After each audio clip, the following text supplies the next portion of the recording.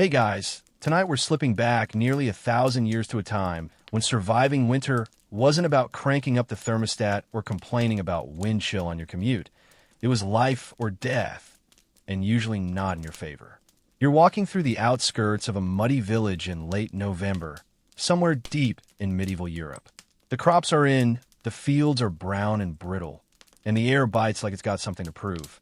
There's a scent of wood smoke, frozen dung, and distant bread baking. So, yes, better than a gym locker room. Worse than a modern campground.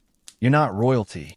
You're not even one of those reasonably lucky tradesmen with a coin or two to rub together. No, tonight you're a peasant. No title, no rights, and, brace yourself, no fleece-lined hoodie. You probably won't survive this. So, before you get comfortable, take a moment to like the video and subscribe, but only if you genuinely enjoy what I do here. And hey, let me know where you're listening from and what time it is. I always love seeing how far and wide our sleepy little village spreads.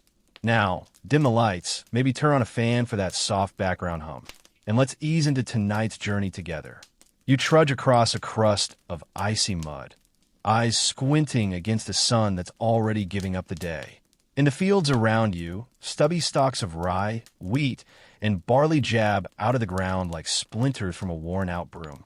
The harvest is over, but you're still out here gleaning, bending low, fingers numb, hoping to find what the reapers missed. A few stray kernels could mean the difference between a winter with soup and one with just hot water and wishful thinking. See, survival in the medieval cold starts with the autumn work. And if you're wondering, yes, you did just spend 3 months doing backbreaking labor under a sun that doesn't believe in sunscreen. But winter doesn't care. Winter laughs. It says, "You've got 3 sacks of turnips? How adorable." So you keep scavenging until dusk turns the fields purple and you can't feel your toes. Back in the village, someone's already lit the communal fire. Thin smoke curls from crooked chimneys, if you can even call them that. Most cottages just have a hole in the roof and a prayer that the sparks head skyward. There's a rooster yelling about something, confused by the early dark. Or maybe he's just mad he lives here, too. You stop to share a glance with another peasant, a girl your age dragging a bundle of kindling. She smiles, but it's the kind that says, "I know this is the worst, but if we laugh, it counts as warmth." That kind of dry humor is a skill set out here. It's practically currency. Your clothes are soaked through at the hems, stiff with frost. Your breath fogs as you move. But that's not the worst part. The worst part? You know that this finger-numbing dusk is actually one of the easier nights. Because come mid-January, when it's pitch black at 4 in the afternoon and your firewood is just damp memories, you'll think longingly of nights like these. Mainstream historians will tell you the average medieval winter hovered somewhere between brutal and "are you kidding me?", especially during what we now call the Little Ice Age. That's roughly from the 14th to the 19th century, when temperatures dipped lower than usual and seasons grew meaner. And yes, you're in the thick of it. But even before that dip, winters could be savage. Snow in April wasn't unheard of. And the first frost? It might come as early as October, especially in the higher regions. Here's a quirky tidbit to mull over while your fingers lose circulation. Some peasants used to judge the coming winter by watching ant behavior. If ants built thicker mounds or deeper tunnels, folks panicked. It wasn't science, just good old-fashioned overthinking. But when you're living in a cottage with a roof made of straw and anxiety, any sign counts. The last rays of the sun flicker out as you step over the threshold of your cottage. It smells of peat smoke, wet wool, and something sour someone tried to pickle but forgot to seal. Inside, the entire family is already clustered around the hearth. Not much of a fire, but it's what you've got. No insulation, no glass windows, just shutters that don't quite close. The wind is practically a roommate. Historians still argue whether communal peasant life was as miserable as we imagine. Some claim strong family bonds, shared meals, and storytelling made winter survivable, even cozy in its own cracked, smoky way. Others point to records of frostbite, starvation, and mortality rates that suggest, gently, that peasant life was less Little House on the Prairie and more extreme camping, but with typhoid. As you hang your soaked tunic by the hearth, It steams like an overworked horse. Someone hands you a cup, barely more than a carved wooden scoop, with a hot drink inside. Maybe it's nettle tea. Maybe it's yesterday's broth boiled again. Either way, it scalds and soothes. And that's the thing about these cold nights. They don't ask politely. They crash through every crack in the wall. They sit heavy on your chest while you sleep, and they dare you to wake up again. But the trick, if you can call it that, isn't in beating the cold. It's in learning how to endure it, how to layer, to ration, to find the one warm spot in the room and make sure the baby sleeps there, even if your own toes go blue. Outside, the wind picks up, a shutter bangs. You flinch, but you don't get up. You've learned that movement means losing warmth. So instead, you inch closer to the fire, listening to your grandmother hum a half-forgotten lullaby. No one knows where the tune came from. It might be ancient, it might be hers, but in that moment, it keeps the cold a few inches further away. As you begin to drift off, curled in a corner wrapped in an old cloak, you can already feel the frost creeping under the door. But for now, you've made it through one more frigid dusk. And in this world, that's not nothing. You wake to the sound of coughing. Not a gentle, someone had a tickle in their throat kind of cough, but a deep, rattling one that echoes off the timber beams of the roof like a warning bell. It's your uncle again. His lungs have never quite recovered since the last winter, when smoke from the hearth backed up for 2 straight weeks because the wind blew the wrong way and no one thought to clean the chimney. Not that anyone had a brush long enough, or dry enough, or, well, you get the point. You sit up, your back stiff from sleeping on the packed earth floor. Or maybe it's straw. You're not entirely sure anymore. It was straw 2 seasons ago. Now it's mostly flattened chaff, a few old beet peels, and the occasional mouse brave enough to test your toes. Still warmer than the threshold. The smoky cottage is your entire world during winter. A single room, wattle and daub walls, basically mud slapped onto a wooden frame. If you push hard enough in the wrong spot, the entire structure might sigh and collapse like a sulky teenager. But it's yours. Or more accurately, it's your lord's, and you just sort of exist inside it. You can see your breath. That's how cold it is inside. You'd think a fire would solve that, but the hearth is modest. There's no chimney, just a smoke hole, unless you're rich, and then maybe, you've got an actual flu. But you sit in the haze of it, blinking, trying not to let your eyes sting. The smoke does warm you slightly as it rises, but mostly, it warms your lungs on the way in and out. Medieval central heating, everybody. The hearth itself isn't much. Stones arranged in a half circle, blackened from years of burning peat, twigs, and anything vaguely flammable. That includes old shoes, if they are dry enough. That includes cow dung, if it's not too fresh. That includes bundles of straw the rats haven't claimed. You make do. There's a pot suspended above the fire by a blackened iron hook, soot-coated and bubbling slightly. It smells vaguely edible, which is a win. The family keeps it going as a sort of perpetual stew. Add a bit. Take a bit. Some dried peas, a wedge of onion, last week's bone. Nobody remembers what's in it anymore, and that's probably for the best. You move closer to the hearth, nudging someone's foot. It's always someone's foot. Everyone sleeps close to the fire, even if it means squabbling about blanket rights. You have a single blanket for 5 people, and that's generous. Most just use cloaks or whatever's least damp. Here's the thing. Your cottage is a shared space. Not just with your family, but with your chickens. Maybe a goat. Maybe a piglet.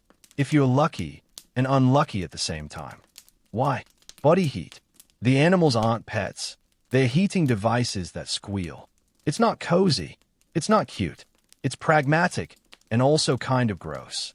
But again, warmer. Mainstream historical accounts often describe peasant homes as smoke-filled hovels, which is both accurate and understating it. You're basically living inside a campfire. But fringe researchers have floated the idea that people deliberately allowed the soot to coat the ceilings because it discouraged bugs. Does it work? Maybe. Or maybe that's just something people tell themselves to justify why everything inside is the color of a used frying pan. Historians still argue whether peasants spent more time indoors during the winter or just got used to freezing through outdoor labor. Some evidence suggests many tried to cram all their in-house tasks into the dark season.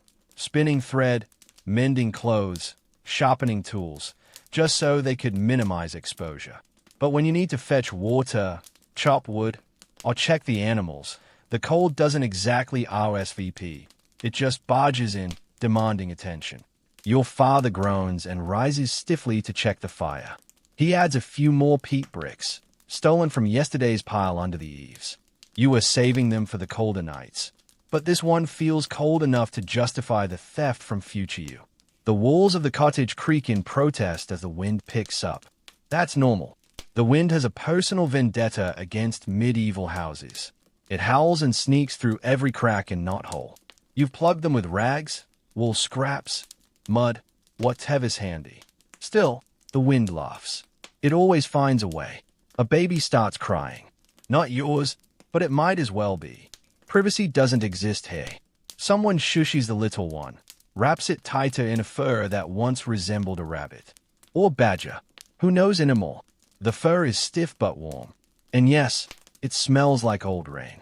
You know what's weird? Some households didn't have fireplaces at all. In the poorest homes, the fire was built right in the middle of the floor. No stone base, just earth. Imagine living like that. Cooking dinner next to your sleeping toddler, trying not to trip into the flames while half asleep. A practical nightmare. There's a part of you that envies those in the manor, the ones with stone hearths and actual chimneys. But even those have their downsides.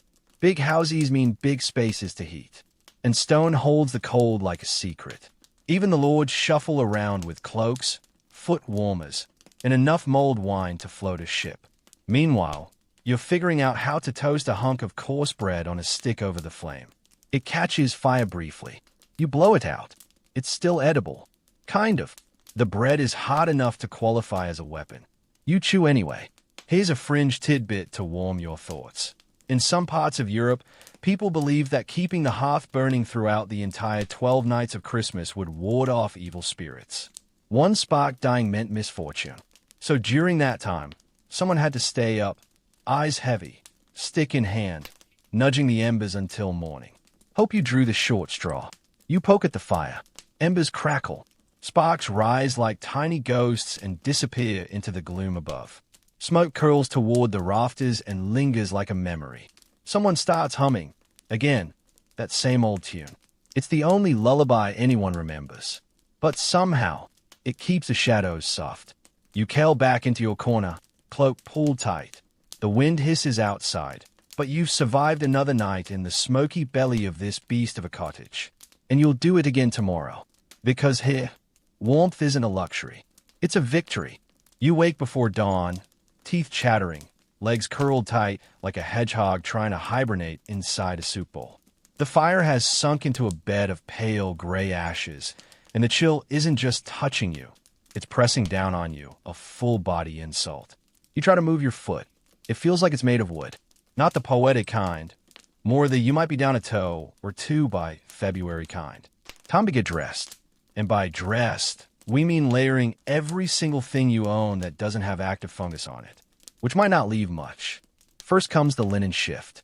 Think of it as the medieval undershirt. Soft if you're rich, scratchy if you're not, and patchy if you've lived through more than 2 winters, which, by the way, you have.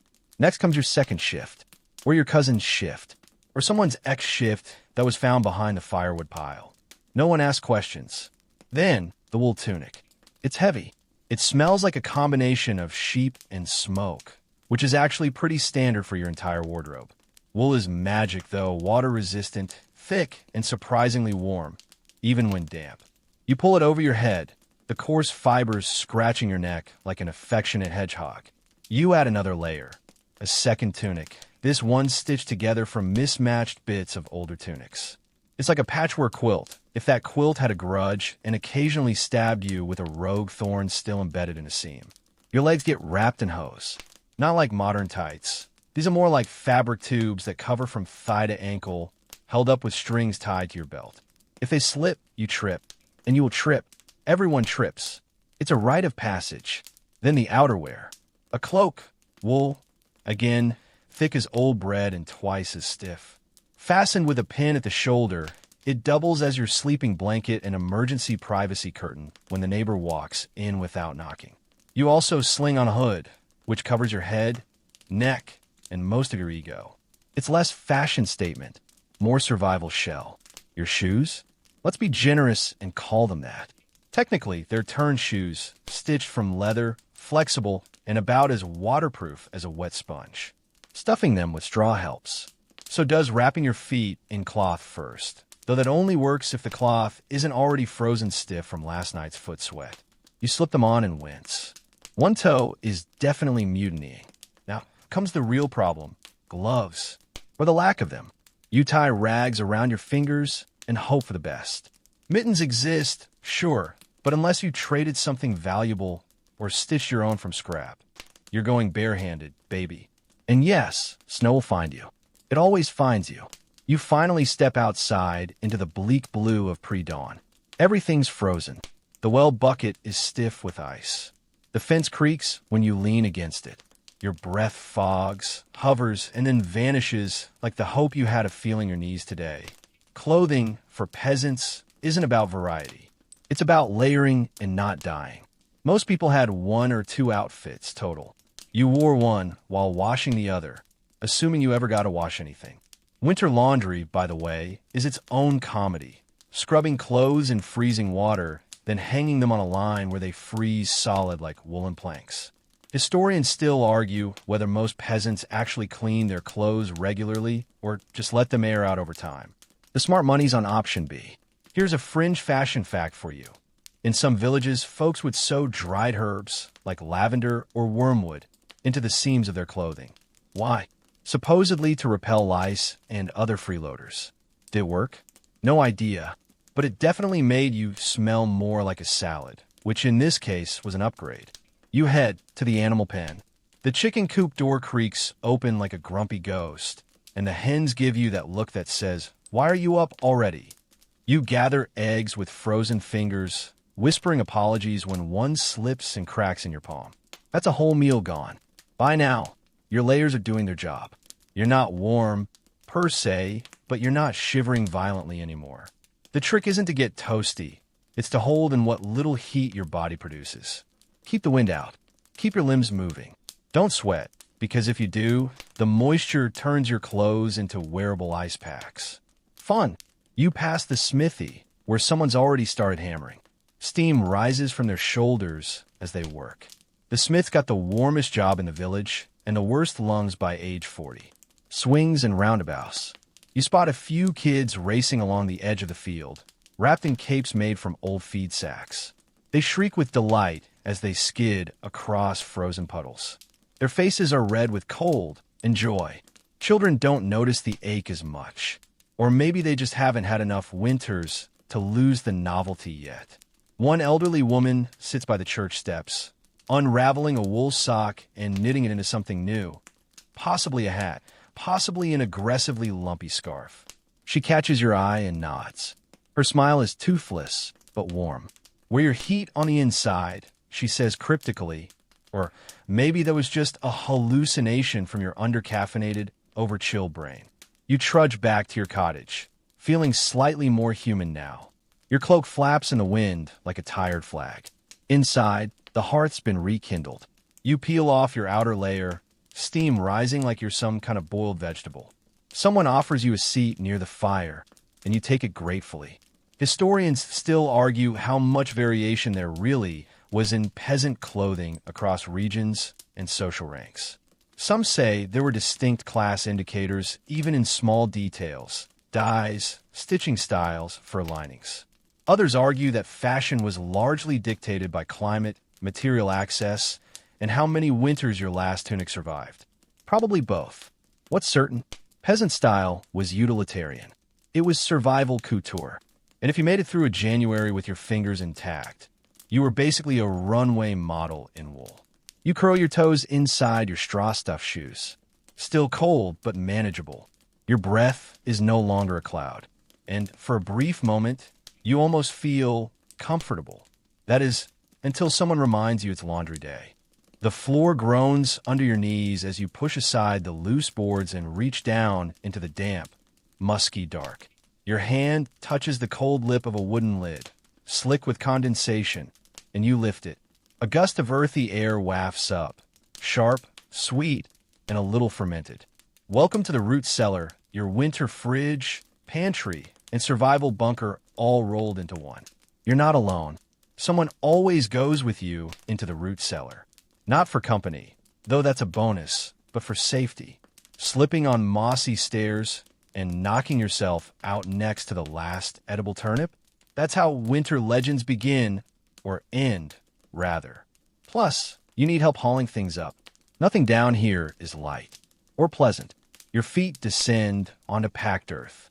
It squelches slightly. The ceiling is low, the walls slick with moisture. Roots dangle from above like nature's version of ceiling fringe. Cobwebs cling to every corner. There's a faint rustle, either a rat or your imagination. Either way, you mutter a charm under your breath. Because yes, this place is practical, but it's also deeply cursed feeling, and you're not taking chances. Lining the walls are bins and crates and sacks. Cabbages so pale they look like ghost heads. Onions with skins peeling like old paint.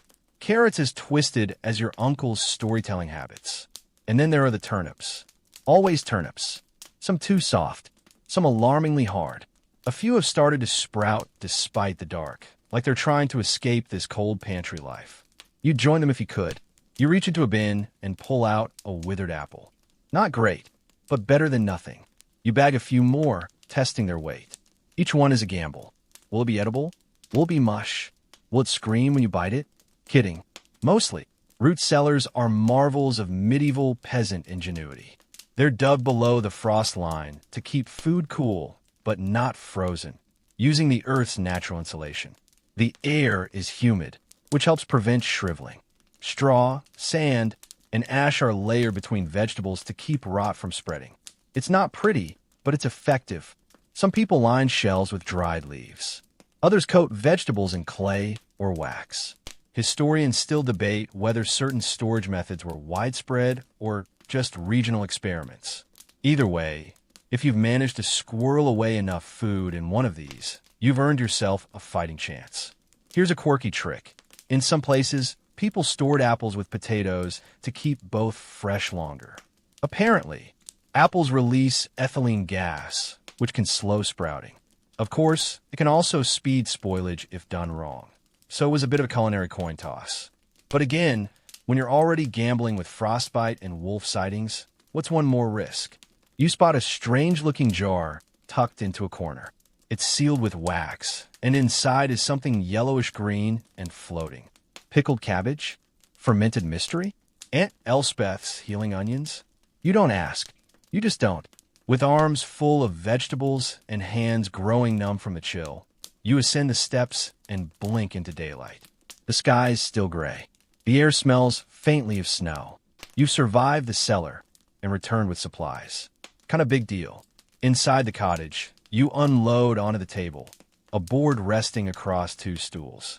Someone claps in mock celebration, and you allow yourself a grin. In a world where dinner decisions are dictated by what hasn't molded, these turnips are the highlight of the day. You cut one open. It's firm, white, no worms. You almost cheer. You chop a cabbage next, peeling away the outer layers until you reach the sweet inner leaves. Then someone brings over a stone crock already half filled with saltwater brine. You stuff the leaves in, tamp them down, and set a weight on top. In a few weeks, you'll have something vaguely like sauerkraut. Tangy, vitamin-packed, and just pungent enough to make the neighbor complain. The hearth is going now. Not blazing, but alive. Someone throws a pinch of dried herbs into the pot. The scent rises, rosemary maybe, or dried dandelion.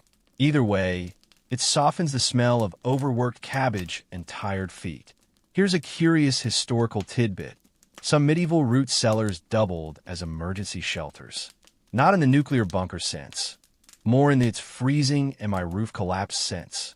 People would cram inside with candles, cloaks, and whatever food they could drag in. Cozy? Not really, but warmer than the open wind. You sit, slowly peeling a potato. The skin comes off in tough strips. You drop them into the stew, one by one. Everyone around you is doing something similar, trimming stirring, chewing in silence. You've all done this before. You'll all do it again. It's the rhythm of winter. Dig, cook, repeat. Historians still argue whether medieval peasants had consistent access to varied produce during the cold months. Some records suggest well-managed manors with diversified crops and smart storage. Others hint that even in good years, most people lived on the edge of deficiency. The truth probably lies somewhere in between, depending on weather, harvest success, and whether the tax collector showed up with an empty cart and a full appetite. The pot bubbles. Someone ladles out a scoop for you. Turnip, potato, a hint of cabbage, and maybe, just maybe, a shard of salted meat. It's hard to tell, but it tastes hot, which is most of what matters. As the sky darkens and smoke thickens again in the rafters, you lean back and sigh. You've hauled food from the underworld, turned it into dinner, and managed to avoid slipping into a pit of rats while doing so. That's a win. Maybe not a parade-worthy win, but in this world, no one expects a parade. Just another bowl. Another fire. Another night survived. The warmth from the fire hasn't quite reached your bones, but your belly is fuller than it's been in days, and the smell of burning peat is almost familiar now. Almost comforting if you squint and pretend it's cedar. You lean your back against the wall and let your head loll sideways, eyes half-lidded. Just a few minutes. Just long enough for. The door crashes open. You jolt upright. A gust of frigid air slams into the room, followed by a blur of cloaks, red cheeks, and laughter. It's the neighbors, 3 households worth, stomping the snow from their boots and calling out greetings. The small cottage, already snug, now feels packed like a cart of hay about to burst. No one minds. This is the plan. Tonight is one of the communal fire nights. The fire at the manor house is too far, the winds too wild, and the moon too thin to risk wandering far. So instead, families take turns hosting the others, sharing not just warmth, but stories, songs, and whatever edible things haven't gone sour yet. It's not glamour. It's survival, but with a little flair. Someone pulls a bench closer to the hearth. Children settle onto wool sacks. An old man begins poking at the fire like it insulted his daughter. And you?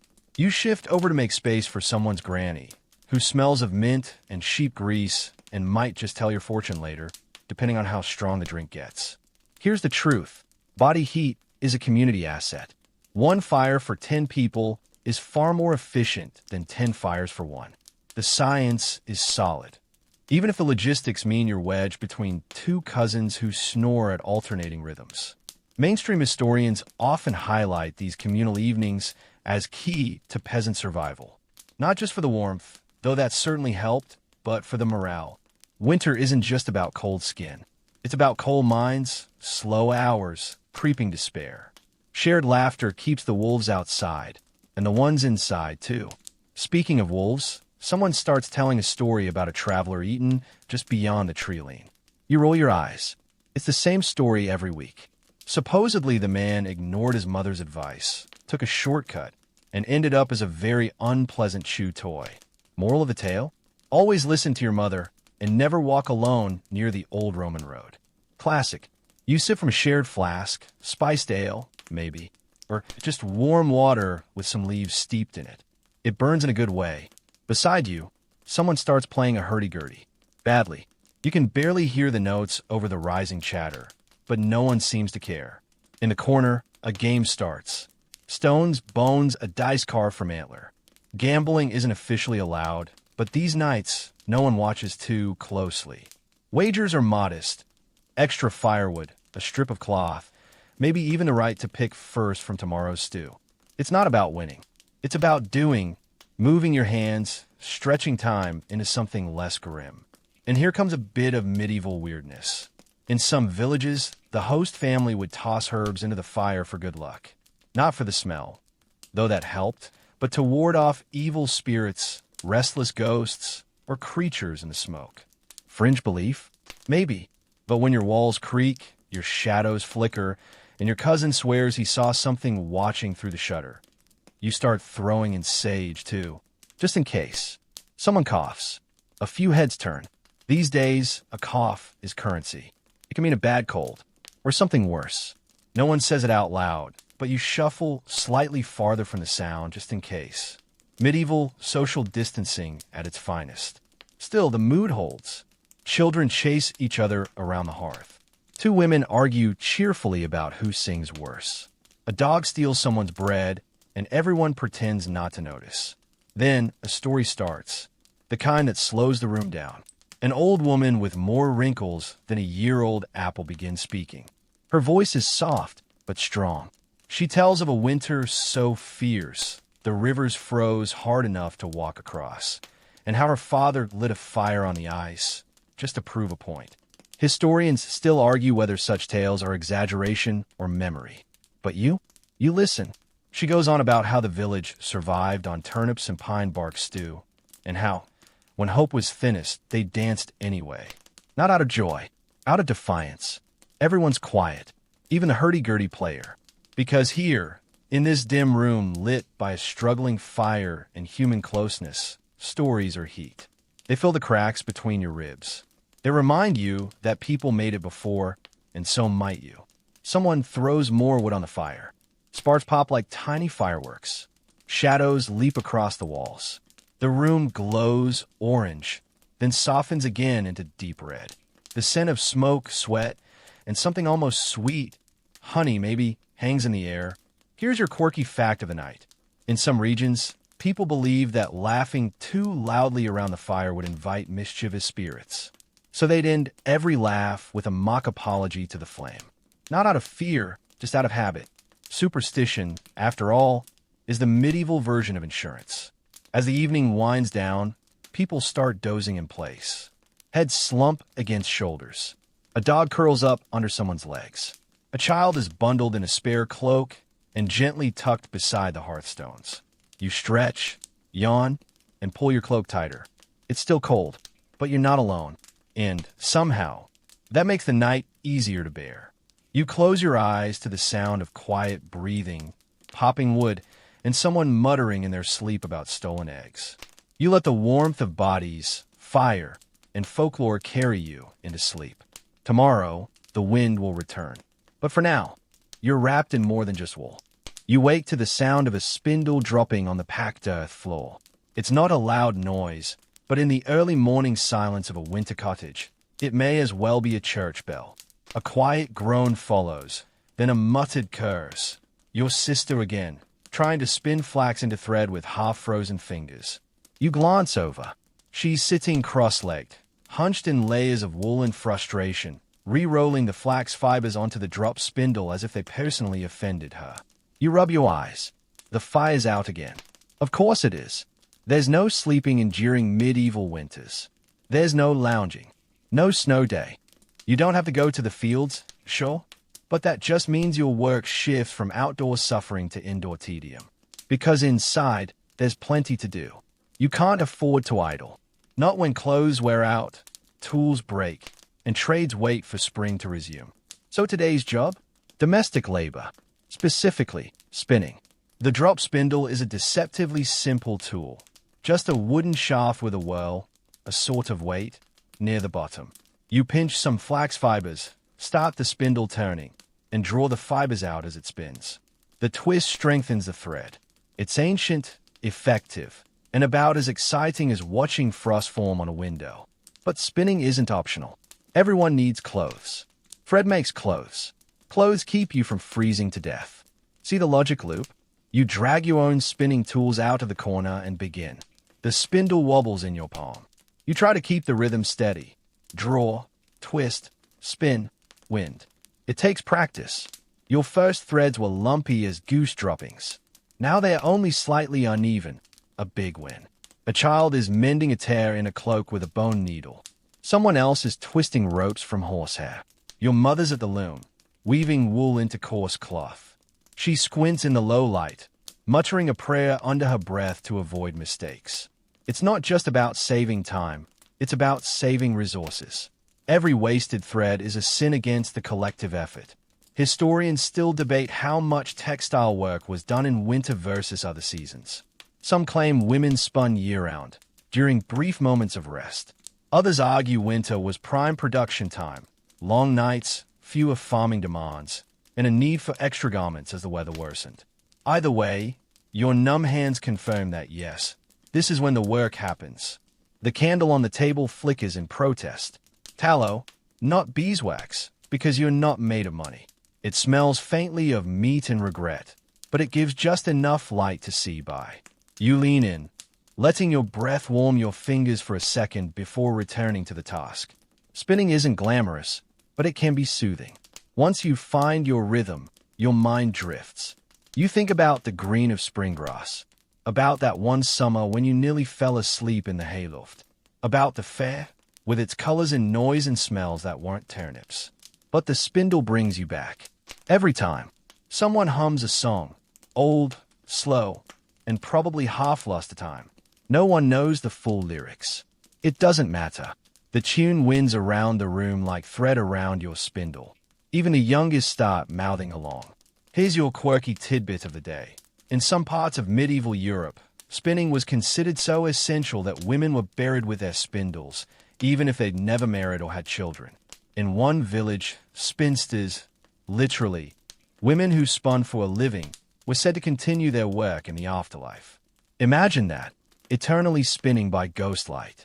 Kind of beautiful, kind of horrifying. And if you're wondering, yes, spinster comes from this exact lifestyle. A woman who spun wool or flax could support herself without marrying. In some communities, that made her independent. In others, suspicious. Unmarried women with income, cue the gossip. Lunch, if you can call it that, is a hard crust of bread softened in hot water and flavor it with a pinch of onion. You chew slowly, grateful it doesn't crack a tooth. Then it's back to work. Now the embroidery starts. You pull out a worn shirt and begin reinforcing the cuffs. Even if it's ugly, it has to last. A few of the older women are weaving new belts. Those make good trade items. Someone else is patching socks, the kind made from felted wool.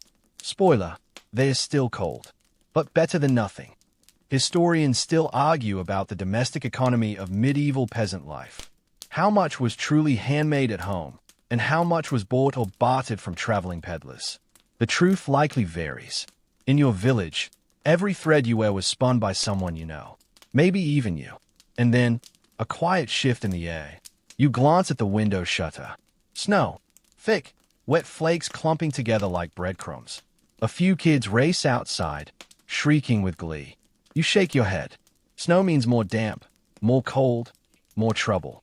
But for 5 minutes, the world looks softer. The spinning resumes. The fire is revived.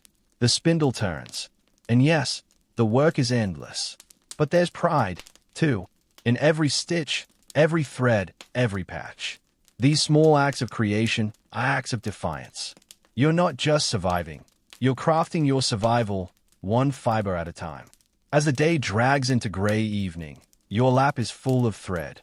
Your legs are sore, and your eyes sting from candle smoke. But you've made something. Something real. Something warm. And in this long, frozen world, that means everything. You're hunched low near the fire again, this time cradling a bowl between your hands like it is a sacred relic. Steam spirals upward, twisting and vanishing into the smoky rafters. Whatever's in this bowl, it's warm, and that's really all that matters.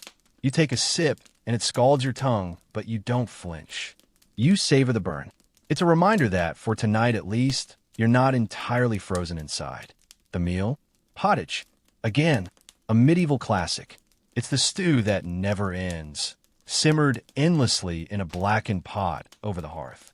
You throw in what you have, grains, roots, herbs, maybe a sliver of meat if someone was especially lucky or sneaky.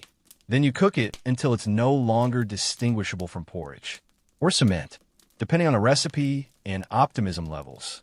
Tonight's blend tastes of barley, old cabbage, and maybe a hint of onion. There's also something vaguely fishy going on, but you're not asking questions. No one else is gagging, so you assume it's fine. You crunch down on a mystery lump. Possibly a lentil. Possibly gravel. You chew thoughtfully. Medieval meals weren't exactly five-star events, but pottage had one big advantage. It was filling, and you could stretch it endlessly by adding water. Sometimes this meant it got thinner and thinner until you were basically drinking vegetable memories. But hey, hydration. Across from you, someone's gnawing on a hunk of black bread. It's as dense as a brick and could absolutely double as a defensive weapon. Made with rye or oats or whatever was available. It's often baked with ashes or spent grain left over from brewing. Sometimes it has seeds. Sometimes it has surprises, like weevils. Protein. Here's a fringe culinary tidbit. Some folks in the Middle Ages believed bread that had cracks on the top was a bad omen. A split crust might mean a death in the family. So, naturally, everyone inspected loaves like they were reading tea leaves. If yours looked too cheerful, maybe a witch baked it. Your bowl empties slowly. Each bite is a little warmer, a little more comforting. That's the thing about winter meals. They're not about taste. They're about heat, about ballast, about giving your body something to burn as it fights the cold all night. And speaking of cold, you know what's really exciting in the middle of January? Cold leftovers. Nothing like waking up to a frozen loaf or stew that's gone solid overnight.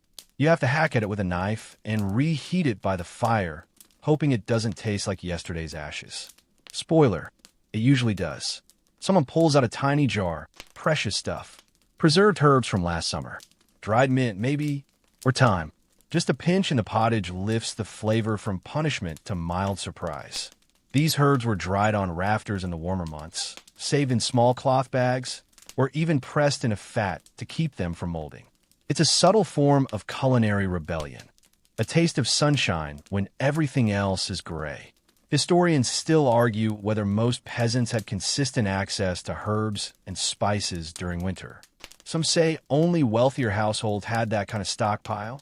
Others point to monastery gardens and wild foraging traditions that suggest more peasants had flavor in their food than we might think.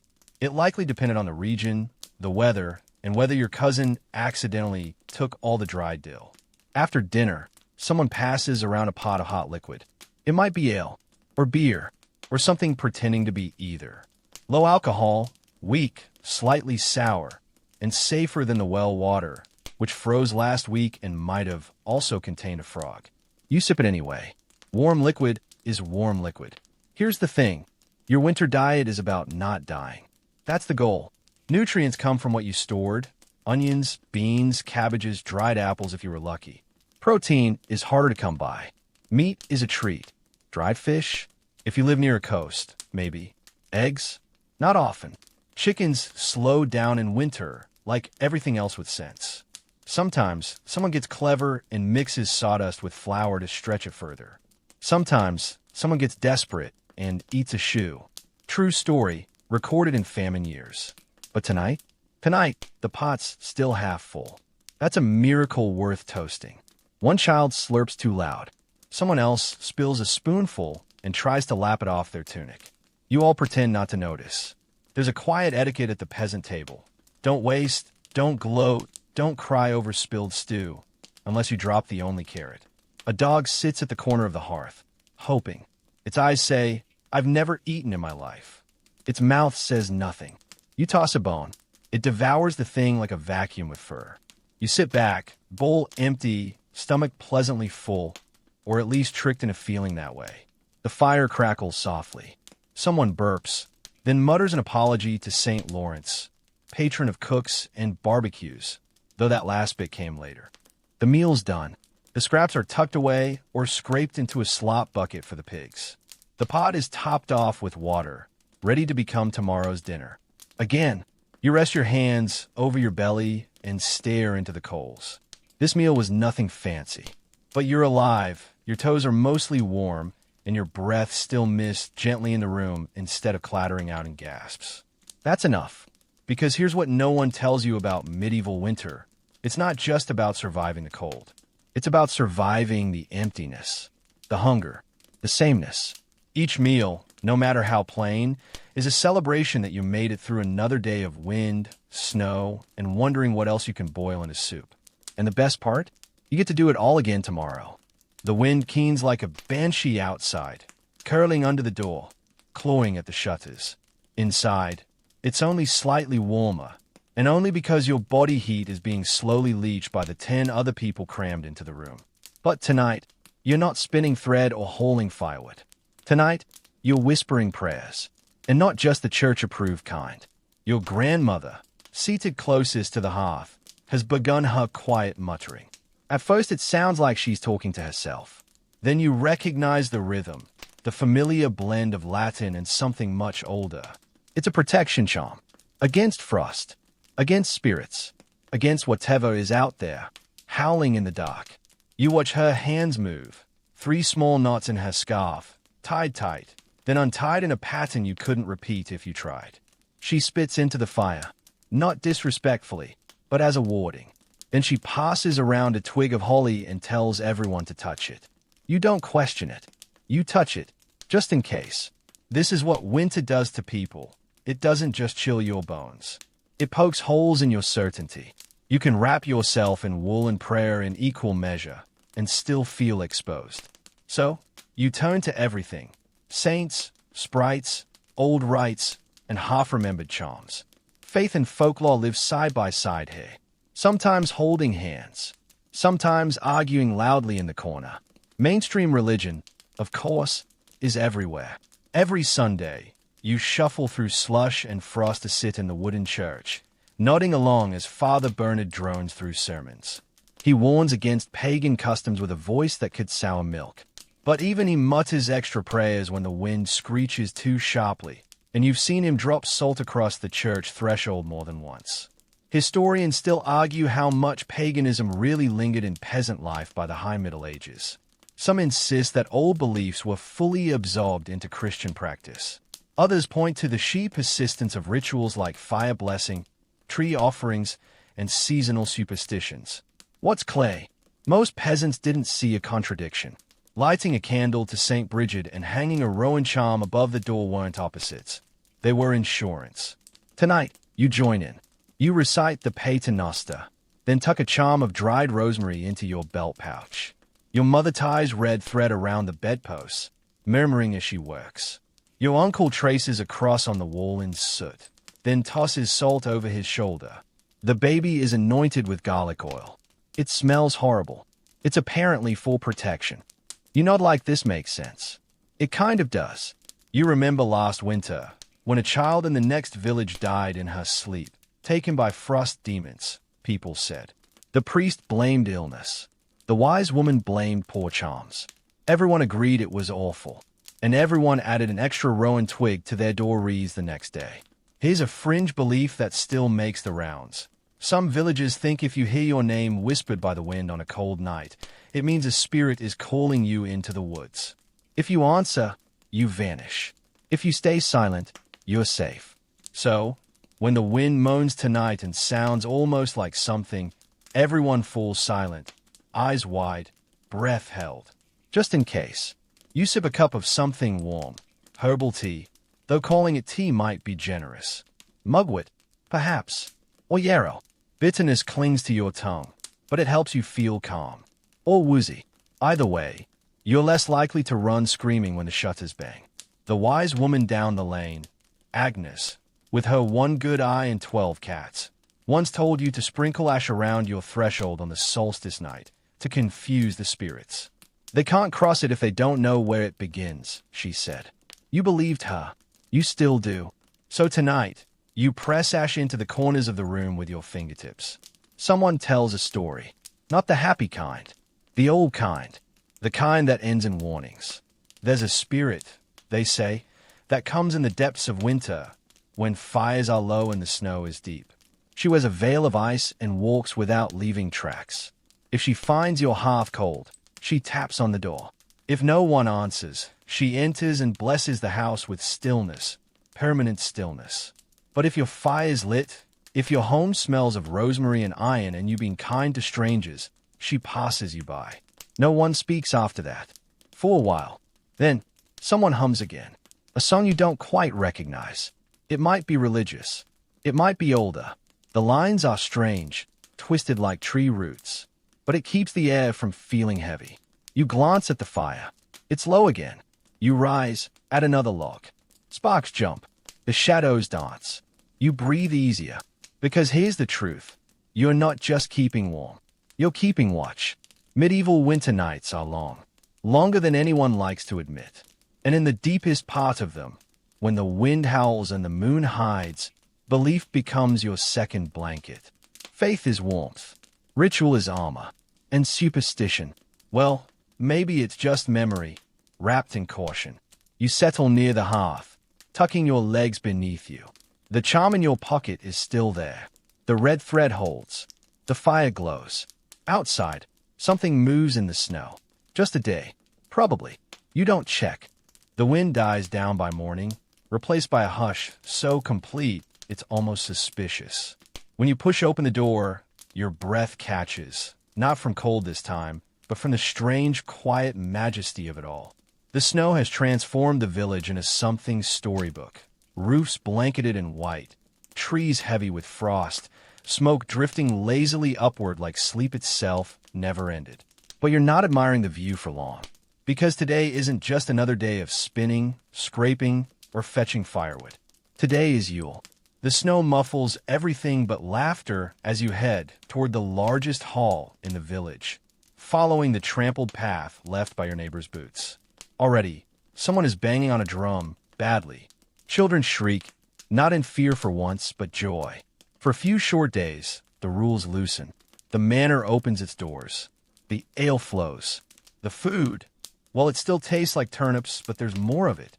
And more importantly, today isn't about survival. It's about rebellion. In will cloaks and frozen socks. Yule, whether you call it Christmas, midwinter, or that thing Father Bernard grumbles about, is when the peasants breathe out. It's the pause between pain, the feast and famine, the warmth and the cold. For these few days, the harsh grind of the year is suspended like snowflakes that never quite land. And here's the kicker. Today, you get to mock your lord. Not outright, of course. You're not suicidal. But through masks, games, and old tradition, you get a rare taste of role reversal. It's called the Feast of Fools or Lord of Misrule, depending on where you're standing. One of the younger lads, half drunk already, is crowned with a fake wreath and dubbed king for the day. He orders people around, stumbles through fake proclamations, and generally causes delightful chaos. Even the manor steward chuckles. Grudgingly, historians still argue how widespread and rowdy these traditions were. Some insist it was tightly controlled, more pantomime than revolution. Others suggest it bordered on full-blown satire, a pressure release valve for a world that usually kept its boots on your neck. Either way, you take full advantage. You step into the hall, and the smell hits you first. Meat roasting on a spit. Real meat. It's mostly pork, but there's talk of a goose. Possibly just talk. You've learned not to get your hopes up. But even pork is a thrill. It smells rich, fatty, and heart-stoppingly good. The manor hosts this annual feast for practical reasons. Keeping villagers happy during winter prevents unrest. Plus, it shows generosity, which earns a lord a few grace points with the church. And if the steward steals half the grain the rest of the year, who's counting? Benches line the walls. A fire roars in the hearth. Someone has rigged a sort of garland from dried apples, pine boughs, and scraps of red cloth. It looks like a toddler's attempt at art, and yet it's festive. People smile at it. That's enough. You're handed a mug of ale. It's warm, spiced even. You gulp it like it's medicine, which, frankly, it sort of is. Your cheeks flush. Your toes start to feel like they're part of your body again. For once, you let yourself lean back. Here's a quirky historical footnote. In some villages, you'll included games where peasants dressed as animals, goats, bears, even donkeys, and paraded through the streets making mischief. The Yule goat might steal your bread or butt you with his horns. It sounds silly, because it is, but when every other day feels like a page from a tragedy, a little absurdity is healing. A child in a crude deer mask dances around the fire. Someone else has painted their face with soot, pretending to be a woodland sprite. They hand out blessings, i.e., small pebbles and pine cones, in exchange for crusts of bread. You give one. You get a pine cone. It feels weirdly sacred. Later, someone tells the story of the sun being reborn, how this longest night is turning, and from here, the days will grow longer. You nod, tipsy on barley ale and myth. You don't care if it's technically pagan. The symbolism is what counts. We made it to the turning point. We're not out of winter's jaws yet, but we've at least reached the back molars. Someone starts singing a carol. The melody is ancient, winding, and in Latin. A woman adds a harmony in the vernacular. The result is haunting, half hope, half fake. You find yourself humming along, not because you know the words, but because the tune settles into your bones like a warm blanket. Historians still debate how Christian and how folkloric Yule really was. The church tried to fold pagan winter festivals into the new calendar, but the old customs clung like burrs. Fire, feasting, greenery, revelry, all these belonged to winter long before they belonged to saints. But for you, it's not about doctrine. It's about pause and the firelight that lets you forget, just briefly, how long the winter is. The celebration stretches into evening. Someone juggles apples. A game of riddle starts. A man recites a love poem about a woman and a cabbage that takes an unexpected and slightly scandalous turn. Everyone roars with laughter. At some point, a pie appears. You're not entirely sure what's in it. It's hot. It's crusty. It doesn't taste like regret. You take 2 bites before someone snatches the last piece. It's fair game. All's fair on Yule. By nightfall, you're full, lightheaded, and curled beside a wall with 3 other villagers, sharing a coarse blanket and a laugh about nothing in particular. You can still hear music from the fire circle. It echoes through the snow like a defiant heartbeat. Tonight, you don't dream about freezing. You dream of masks and songs, and that mysterious second mug of ale. And for once, your belly and your heart are both full. Tomorrow, the grind returns. The cold returns. But tonight, misrule reigns. And for a few precious hours, you get to pretend the world is upside down in all the best ways. The snow creaks under your boots as you step outside the next morning, your breath turning silver in the air. The revelry of Yule still hums faintly in your bones, but the world hasn't changed. The cold hasn't softened. And out past the fields, beyond the last fence post, a sound carries across the ice-crusted landscape. A low, distant howl. You freeze. Not poetic standing in awe freeze. Actual, what was that, and is it hungry freeze? It comes again. Longer this time. Closer? Maybe. Wolves. You glance around. No one else seems alarmed. Not yet, but you're already eyeing the treeline. Because in the medieval countryside, wolves aren't some mystical symbol of wildness or misunderstood loners. They're fanged, coordinated, and deeply practical predators. And winter is their buffet season. That is, if you're not careful. Back near the cottages, someone rings the watch bell. A small bronze thing strung up beside the main path. You hear it clearly 3 times, a signal to the entire village. Something is moving out there. Not necessarily danger yet, but enough to send folks in a subtle, practiced motion. The men closest to the edges of the fields grab spears. Not polished knights' weapons, but rough wooden shafts with whatever sharpened metal they could afford or scavenge. A boy climbs the watch ladder next to the granary for a better view. 2 dogs bark, ears perked, noses aimed toward the forest. You're not panicking. Not exactly. You've been through this before. Here's the thing. Wolves don't like people. Not really. But if they're desperate, and winter makes everything desperate, they'll come close. Maybe pick off a stray goat. Maybe sniff around for scraps. Maybe test the limits of your village's coordination. That's why there's always someone on watch after sunset. It's why elders insist kids stay close.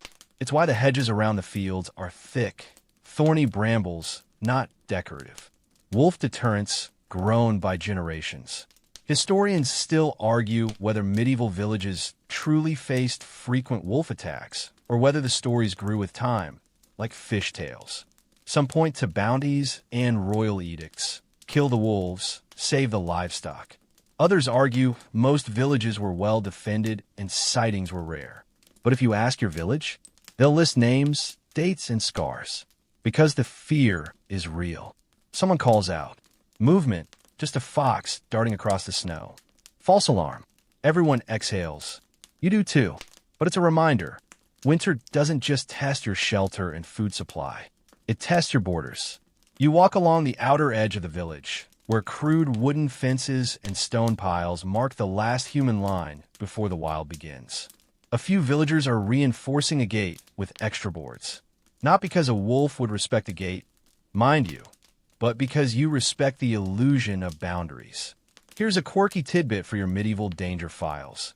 In parts of Eastern Europe, some peasants believed in werewolves of winter, not the Hollywood kind, but cursed souls doomed to wander the forest during the cold months. They weren't always villains. Sometimes they were seen as protectors, even fighting evil spirits during the 12 nights of Christmas. Yes, it's weird. Yes, it's oddly hopeful. You tuck that thought into the might be useful if wolves ever talk part of your brain. As dusk approaches, the cold deepens, and the whole village huddles closer to the center. Fires are stoked higher. Doors are bolted. The bell stays within reach. But here's what's wild. Not all defense is about weapons or strength. Sometimes it's about noise. Children are given rattles. Metal pots are hung near entrances. If you shake one hard enough, the clang cuts through snow like a slap. Wolves don't love that. Few things with good ears do. You help gather more kindling, your eyes drifting constantly to the tree line. It's darker now. Still. Too still. Then a sound. Not a howl this time. A cry. Not animal. Not human either. It comes from the woods. You look at the others. No one moves. Everyone is listening, mouths slightly open, like they're afraid to breathe. A beat passes. Then another. Then the old woman, Greta, who hasn't left her cottage in 3 weeks, whispers something under her breath. It's the white one. Everyone stiffens. You've heard the stories. A pale wolf, seen only in deep winter. Doesn't kill, just watches. Sometimes it walks on 2 legs. Sometimes it leaves no tracks. Sometimes it appears just before a big loss. A storm, a death, a famine. It's not a predator, they say. It's a messenger. Here's where things get blurry. Historians love to dissect folklore, trying to sort what's symbolic from what's real. But they never had to stand beside a fire, clutching a stick, while an impossible sound came from the woods. They never saw Greta's face right now. Eyes wide, fingers curled around her rosary, like it's the only thing tethering her to the floor. The bell rings again. Not 3 times, 5. Everyone moves. Doors close. Fires are stoked higher. Bread is broken in silence. Tonight, there's no singing, no gambling, no jokes about turnip stew. Just listening. You curl up near the hearth with your cloak drawn tight, eyes flicking toward the window more than you'd like to admit. The baby fusses in the corner. A father mutters soft comfort. Outside, snow falls thick and slow. Eventually, sleep finds you. But it's not peaceful. Your dreams are full of dark trees, glowing eyes, and the eerie silence that follows an unanswered question. Tomorrow, the sun might rise. Or not. But tonight, you remember, it's not just the cold you survive. It's what the cold brings with it. You wake with your face half buried in a straw mat that smells faintly of onions and burnt socks. The fire is down to a few tired embers, and your joints creak like frozen gate hinges as you sit up. Outside, the storm has passed, leaving behind a landscape so quiet and white it feels like the world's been erased and redrawn in chalk. Your breath clouds the air.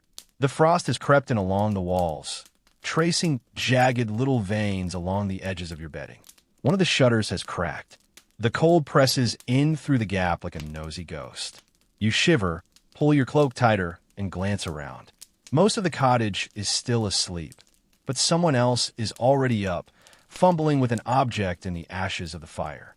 It's your grandfather, holding a warming pan, a shallow brass tray with a long wooden handle and a hinged lid. He opens it, dumps out the old coals, and begins to refill it from the embers, grumbling all the while about proper heat and how they used to do it when winters meant something.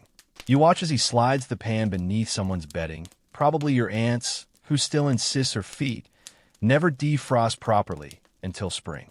The warming pan is one of those forgotten, genius-level peasant gadgets. You take hot coals, seal them into the pan, and slide it under your blankets to preheat the bed. Is it safe? Not remotely. Did people ever set their mattresses on fire? Absolutely.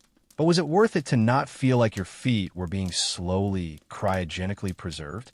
Every time, you shuffle over and claim your spot near the fire, offering up your hands to the warmth. They're stiff, tingling and red. You wish you had something like that warming pan for your boots. Or better yet, a soapstone pillow. Yes, that was a thing. Soapstone, a type of stone that holds heat remarkably well, was sometimes used, especially in northern regions, as a bed warmer. People would heat the stone near the fire, wrap it in cloth, and tuck it into bed with them like a silent, helpful boulder. Not exactly cuddly, but extremely effective. You once saw one in a manor house, and you've fantasized about it ever since. The idea of curling around a warm stone instead of your cousin's pointy elbows? Glorious. Historians still debate how widely such tools were used by peasants. Some argue warming pans and hot stones were luxuries reserved for richer homes. Others point out that resourceful villagers would have found or made their own versions. A flat rock and some ingenuity go a long way when your nose is freezing inside your house. Grandfather sees you eyeing the warming pan and scoffs. "It's no use unless the bed's dry," he mutters. You don't ask questions. You don't want answers. Instead, you go to fetch something more humble but equally vital, the bed curtain. Not an elegant, embroidered thing, just a heavy wool blanket strung across a simple wooden frame or draped from ceiling beams to section off sleeping areas. Why? Because even a thin barrier traps body heat. It's like inventing your own little climate zone inside the Arctic tundra that is your cottage. Some families even sleep in box beds, wooden enclosures built like wardrobes with mattresses inside. You open the little door, crawl in, and suddenly you're in a draft-proof cocoon, or a coffin, depending on your claustrophobia. In Brittany and some parts of Scotland, these were common for centuries. Warmth, personal space. You help adjust the curtain around the sleeping area, pinning it closed with an old knife. Instantly, you feel the difference. Less draft, more heat. It's a tiny miracle. Your sister grunts from within the curtain zone. "Don't let the dog in," she mumbles. Too late. The dog, sensing warmth like a heat-seeking loaf of bread, has already slunk beneath the curtain and curled against your legs. You don't fight it. You need the heat too. Here's a quirky bit of forgotten wisdom. Some medieval folks would heat a brick in the fire and wrap it in rags for foot warming. It sounds ridiculous until you try it. One particularly desperate winter, your uncle used a round loaf of stale bread for the same purpose. By morning, it was missing. No one spoke of it again. You sit back against the wall, watching the fire grow as someone adds peat. Your hands are finally thawing. You flex your fingers, grateful. Historians still argue how effective these old heating methods really were. Was it psychological? A placebo effect? Maybe. But when you're trapped in a wooden box with snow seeping through the ceiling, even the illusion of warmth is a balm. Someone cracks open a window shutter and whistles. "Clear skies," he says. "Good day for chores." You groan internally. Chores never stop. Cold doesn't excuse laziness. It just makes everything take longer. You start mentally preparing for frozen buckets, brittle ropes, and the eternal thrill of carrying firewood across icy ground without breaking your hip. Before you stand, you give the warming pan one more look.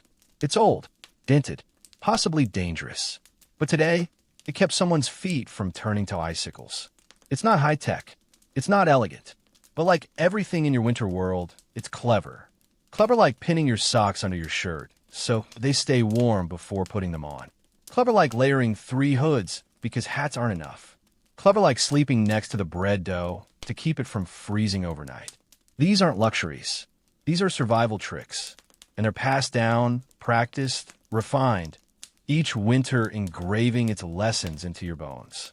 You pull on your cloak, now blessedly pre-warmed thanks to its place by the hearth. Outside, the sun is bright, the snow sparkles, and the wind has decided to take it easy, just for now. And in your pocket, a small flat stone.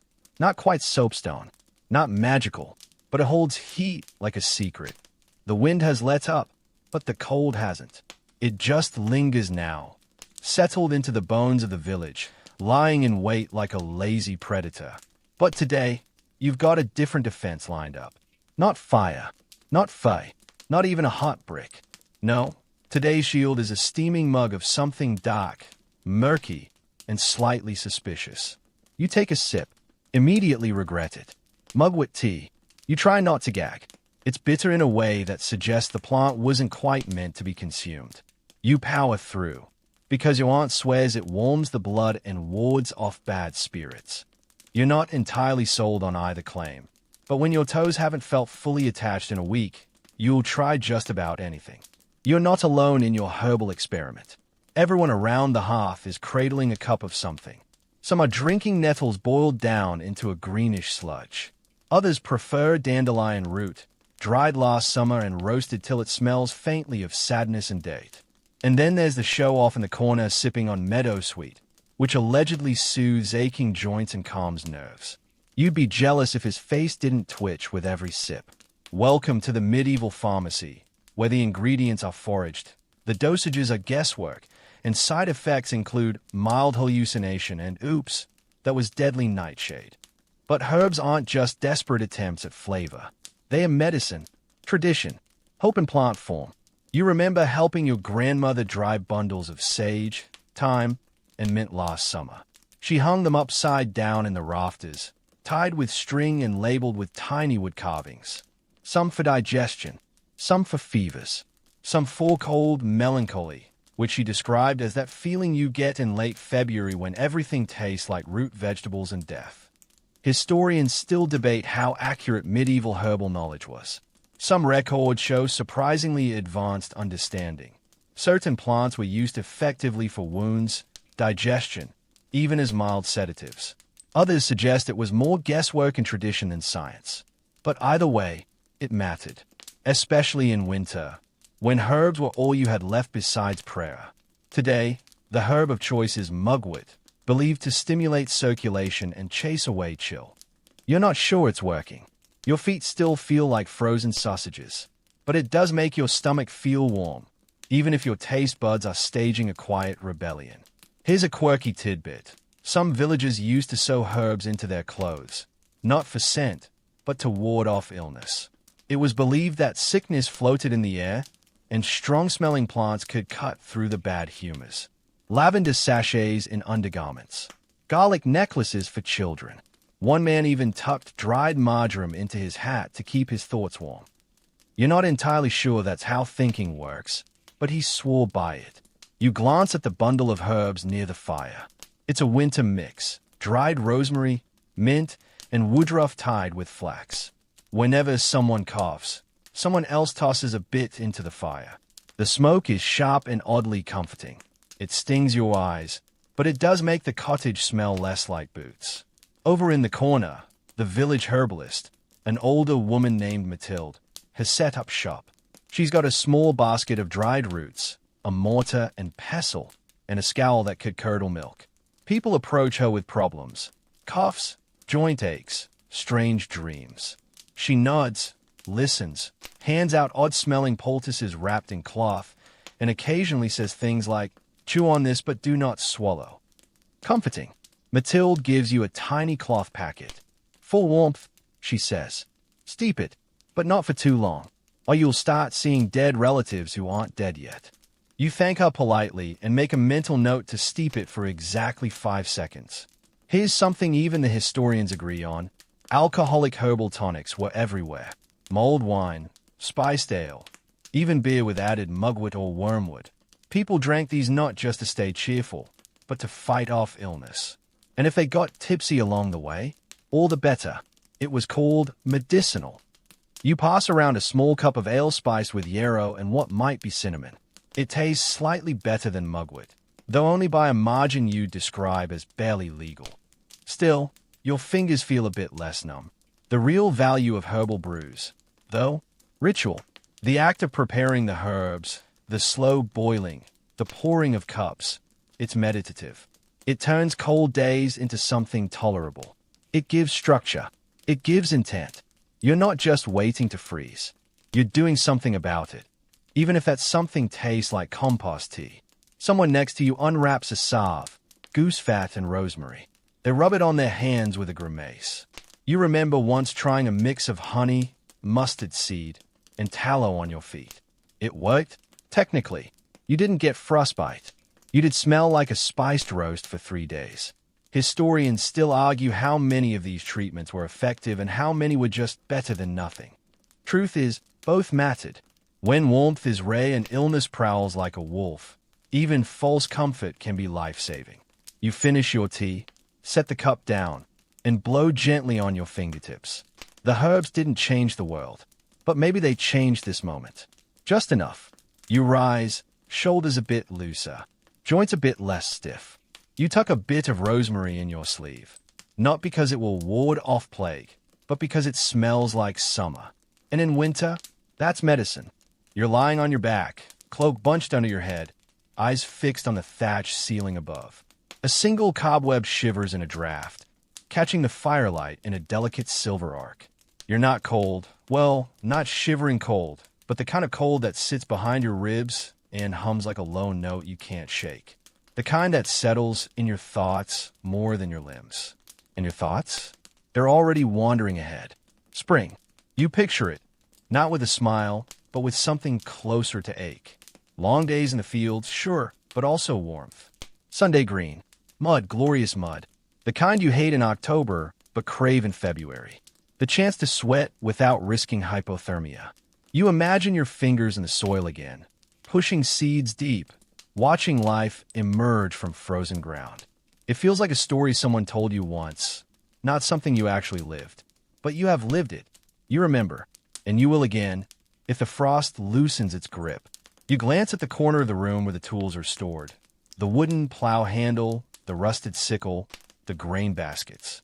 Useless now like relics from another life. But soon they'll matter more than food, more than blankets. They'll be your whole day, your whole year. Historians still debate the rhythms of the medieval peasant calendar, specifically whether winter really was rest time or just a different kind of labor. Many argue that while field work paused, the mental work, planning, repairing, remembering, never stopped. That even when your body slowed, your mind stayed busy with the future.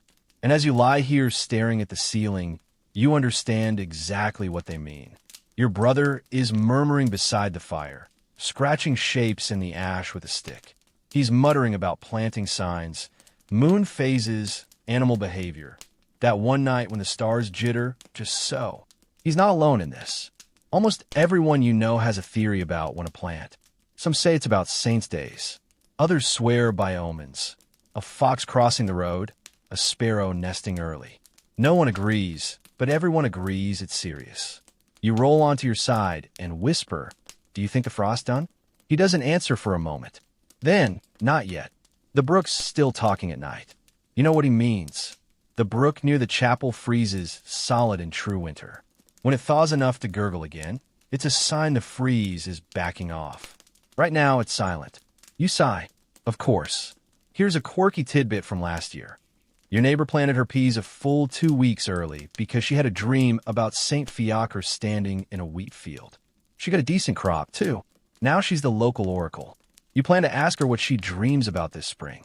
Dreams and signs aside, there are more practical ways to measure the season. The days are getting longer. Just a little. The sun doesn't vanish at 4 anymore. It hangs on till nearly 5, dragging its light across the treetops like a lazy painter. It doesn't mean the snow's done, but it means the sun remembers you exist. That's something. You sit up and stretch, joints cracking like kindling. The floor is cold, but you step onto it anyway. Your breath still fogs, but only lightly. A good sign. Outside, the snow is beginning to melt. Not everywhere, just in the places where the sun strikes for a few hours each day. The icicles drip, one slow drop at a time. Chickens scratch at the hardened ground, squawking in irritation and triumph. A blackbird sings from the thatch of a neighboring roof. One note, clear, alone, and just like that, you feel it. Hope. Not the loud kind. The kind that tiptoes in like a guilty child. The kind that dares to bloom while the frost still lingers. Historians still argue how accurate medieval calendars were at tracking seasonal shifts. Some believe peasants lived by instinct and oral tradition. Others point to labors of the month manuscripts, illustrated guides showing what should happen when. You've never seen one, but the villagers talk like they carry one in their bones. You carry it too. Snow in March? Possible. A killing frost in May? Not unheard of. You know better than to trust a single warm day. But you also know how to read the signs. Birds singing, bark peeling, the feel of the earth beneath your heel when it no longer crunches. You pass the manor steward hauling buckets of brine across the courtyard. He nods without smiling. That's practically affection. He's checking the meat stores, seeing what's still good. If the weather turns, he might salt more, just in case. Because spring may be coming, but no one here trusts it until the flowers are blooming and the ground isn't trying to kill you. Back in the cottage, someone's poking at the seed sack. It's tied up tight, hidden in a dry corner near the roof. Everyone glances up at it now, and then like it's a holy relic. And honestly, it is. That sack contains not just seeds, but next year's meals. The line between hunger and harvest. One of the children asks if they can plant something now, just a little patch by the door. You laugh. You want to feed the snow? Still, the question sticks with you. You find yourself thinking about beans, peas, barley.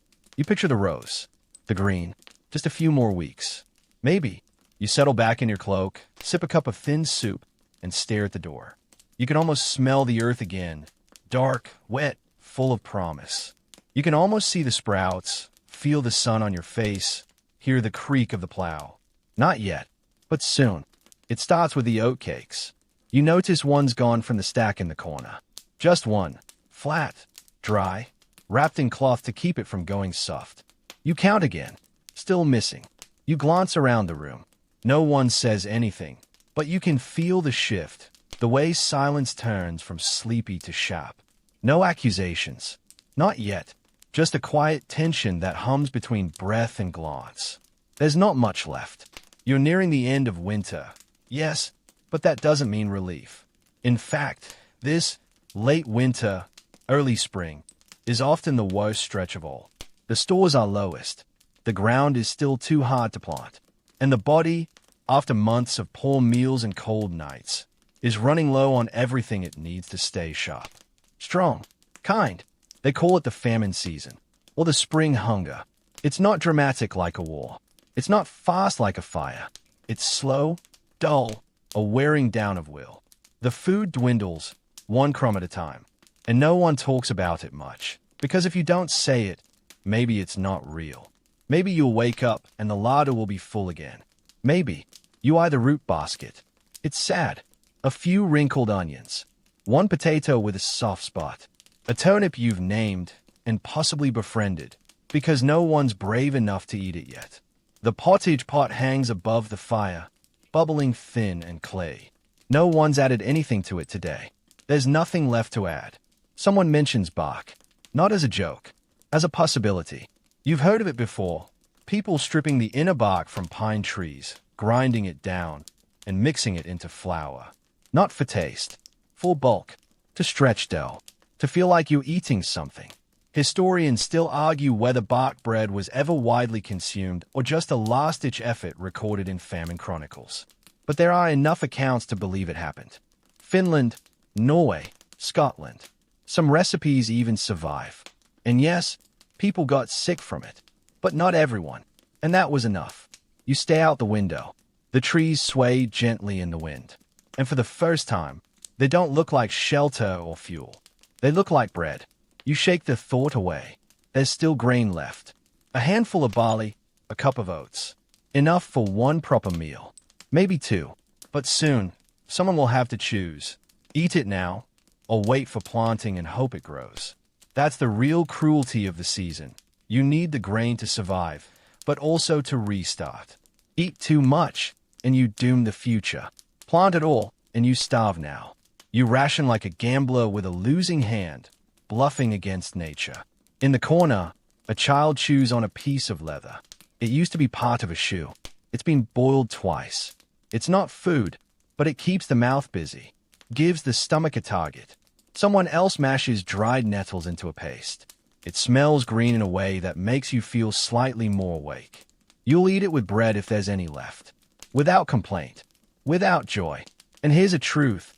Hunger changes people. Quietly. You've noticed more arguments lately. Small things. Who used more wood? Who took the last egg? Who's sleeping closest to the fire? Nothing loud. Just sharper edges. Even laughter sounds different now, more brittle.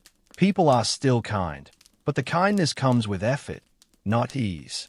Yet, something strange happens, too. In this thinned-out world, generosity becomes almost heroic. Someone gives up half their bread. That's not politeness. That's a gift on par with a miracle. And yes, you've seen it. A mother skipping her meal so her children can have extra. An old man handing over his last hunk of cheese to a neighbor with a cough. A woman walking to the next village to trade her warm cloak for your missing oats. So, while scarcity tests your patience, it also reveals your core. And most of the time, despite everything, people try to rise to it. Here's a quirky historical tidbit. In some towns, villages held small feast fasts in late winter. Not because they had food, but to pretend they did. They'd gather, cook whatever they had, sing, dance, and make noise, claiming it would trick the spirits, or nature, or their own despair, into believing they were thriving. The hope? That pretending plenty would invite plenty. It's nonsense. And yet, the idea of eating bark bread under paper streamers and calling it a feast has a weird, rough charm to it. You almost want to try. That night, someone makes a joke about roasting the turnip with ceremonial herbs, i.e., the ones that taste least like soap. The room chuckles.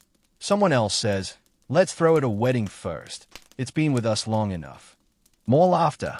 You all agree, in quiet consensus, to save the last oatcakes for the wedding feast. It's ridiculous. It's pretend. But it's enough. You go to bed that night still hungry. But not just hollow. You wrap your arms around your stomach and breathe slow. Because even when food runs out, other things can fill you. Memories, plans, warmth, defiance. Spring is close. You can feel it in your bones, in your breath, in the way the earth seems less still every morning. You'll get through this, not because you're brave, but because, like the village, like the bread, like that stubborn turnip in the corner, you endure. You rise in the morning, and the oatcakes are still there. That's all the hope you need.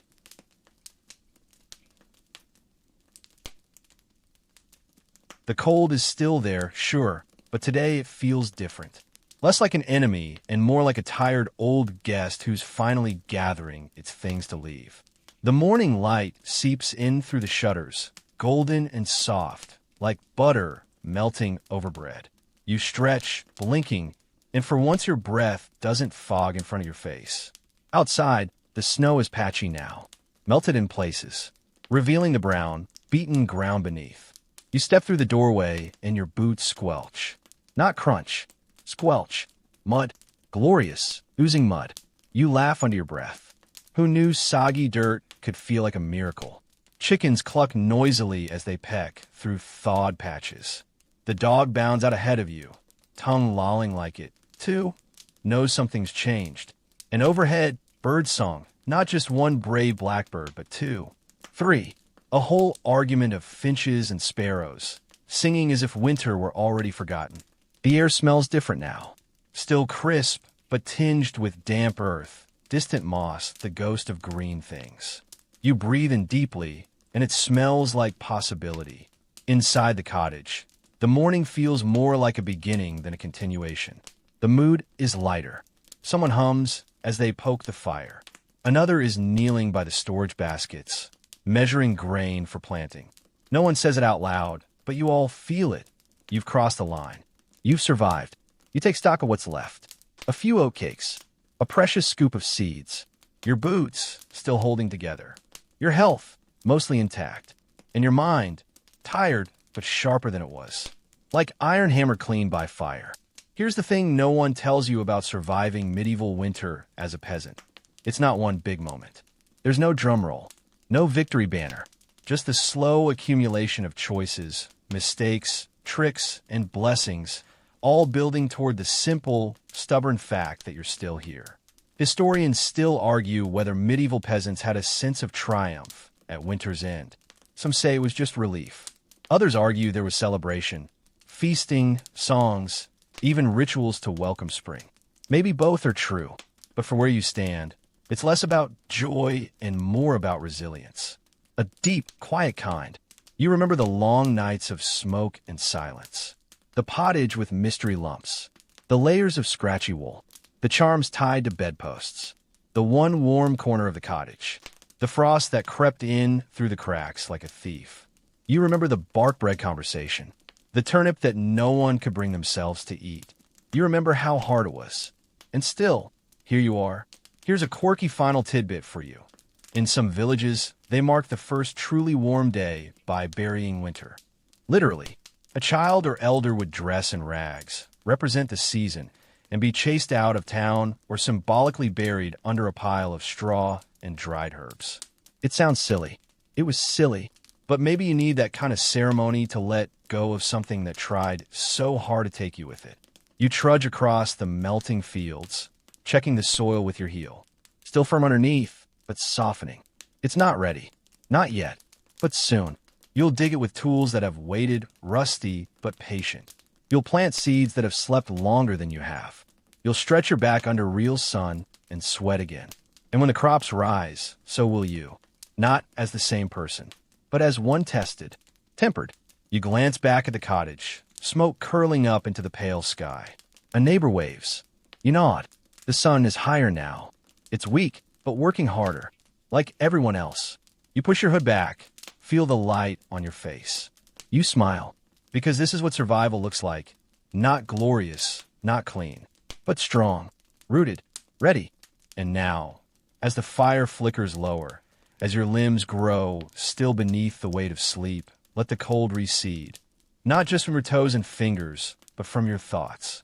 You've walked a long road tonight, through snow and silence, through smoke and shadow.